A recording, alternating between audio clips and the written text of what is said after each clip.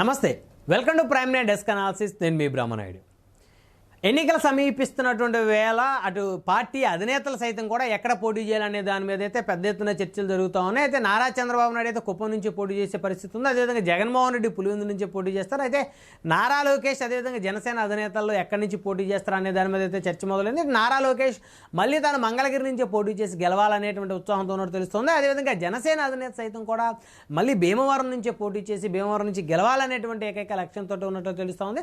అయితే గత ఎన్నికల్లో గాజువాక భీమవరం నుంచి పోటీ చేసినటువంటి తరుణంలో అతి తక్కువ ఓట్లతో జనసేన అధినేత ఓటమి చెందిన పరిస్థితి ఉంది. వైకాపా జనసేన అధినేత పవన్ కళ్యాణ్ని ఓడించాలనేటువంటి లక్ష్యంతో 100 కోట్ల రూపాయల ధనాన్ని వెచ్చించి మరీ కూడా జనసేన అధినేతను ఓడించింది అనేటువంటి అభిప్రాయం అయితే రాష్ట్ర వ్యాప్తంగా ఉన్నటువంటి జనసేన క్యాడర్లో ఉంది. అయితే ప్రస్తుతం జనసేన పార్టీ అధినేత భీమవరం నుంచి పోటీకి దిగాలనేటువంటి ఆలోచనలు అయితే మళ్ళీ చేస్తున్నట్టు కనపడుతోంది. అయితే ఈసారి గతంలో కాకుండా కాస్త ముందస్తు ప్లాన్ ప్రకారం భీమవరం నియోజకవర్గం నుంచి ఆయన బరిలోకి దిగేటువంటి ఆలోచన అయితే స్పష్టంగా ఉన్నాయి. భీమవరం నియోజకవర్గం నుంచి జనసేన అధినేత నామినేషన్ దాఖలు చేసిన తర్వాత ఆయన కుటుంబ సభ్యులు పెద్ద ఎత్తున ఈ నియోజకవర్గంలో పర్యటన చేసేటువంటి అవకాశం ఉంటుంది.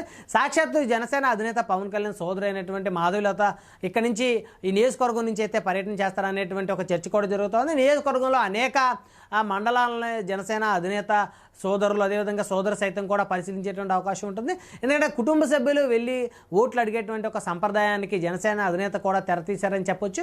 అయితే ఇప్పటికీ కూడా పులివెందుల నియోజకవర్గంలో వైఎస్ జగన్మోహన్ రెడ్డి భార్య వైఎస్ భారతిరెడ్డి గత ఎన్నికల్లో సైతం కూడా జగన్మోహన్ రెడ్డి పులివెందుల నుంచి ప్రాతినిధ్యం వహిస్తున్న తరుణంలో ఆయనకి మద్దతుగా ఆవిడ ప్రచారం కూడా నిర్వహించారు. అదేవిధంగా మిగతా రాజకీయ పార్టీల అధినేతలు ఎవరైతే ఉన్నారో వారి కుటుంబ సభ్యులు అందరూ కూడా ఖచ్చితంగా వారు పోటీ చేసేటువంటి నియోజకవర్గాల్లో ప్రచారం చేసే పరిస్థితులు అయితే ఉన్నాయి.